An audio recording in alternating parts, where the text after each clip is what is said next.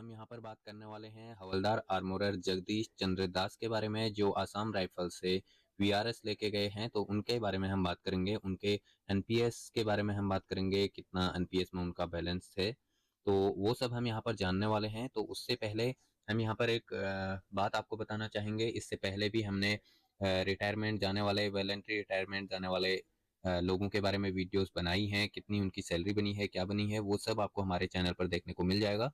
तो आज हम यहाँ पर आसाम राइफल के जवान के बारे में बात करने वाले हैं। इससे पहले जो हमने बात की थी वो बीएसएफ के जवानों के बारे में बात की थी।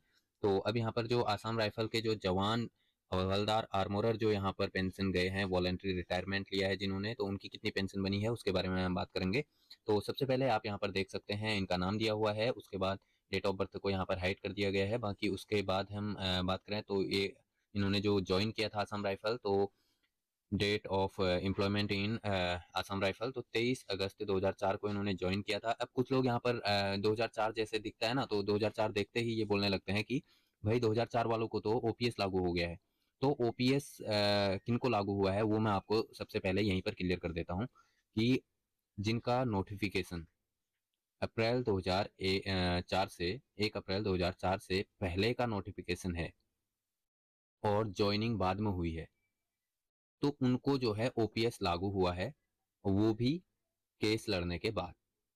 और बाकी जो 1 अप्रैल 2024 से पहले जो ज्वाइन किए हैं उनका तो ओपीएस है ही, लेकिन 2004 में जो 1 अप्रैल 2004 के बाद जिनका नोटिफिकेशन आया, तो उनको जो है अभी भी एनपीएस लागू है। तो इसीलिए जो है एनपीएस के तहत पेंशन गए हैं। अब ये मत पूछना कि ओपीएस के तहत क्यों नहीं गया, या इसको तो ओपीएस लागू है। अब ये क्वेश्चन दोबारा नहीं आना चाहिए, मुझे लगता है आप समझ गए होंगे। तो अब यहाँ पर आप देखेंगे इनकी टोटल सर्विस, तो टोटल सर्विस इनकी हो चुकी है 20 साल 11 महीने 8 दिन। और यहाँ पर आप देख सकते हैं इन्होंने जो टाइप ऑफ सर्विस डिस्चार्ज, तो ये आप देख सकते हैं वॉलंटरी रिटायरमेंट, यानी कि यहाँ पर जो इन्होंने वीआरएस लिया है।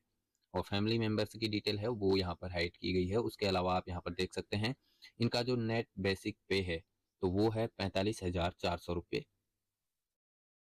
अब जस्ट उसके नीचे आप यहाँ पर देखेंगे टोटल एनपीएस कॉर्पस। ठीक है, तो यहाँ पर जो टोटल एनपीएस में इनका पैसा जमा हुआ था वो हुआ था 31,56,488 रुपये।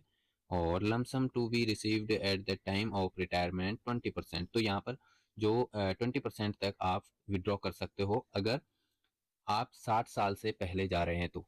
क्योंकि यहाँ पर भी जैसे मैंने आपको पहले ऊपर बताया कि ओपीएस लागू है, एनपीएस लागू है करके लोगों को डाउट रहता है, तो यहाँ पर भी लोगों को डाउट होता है कि 20% क्यों मिला, 60% मिलता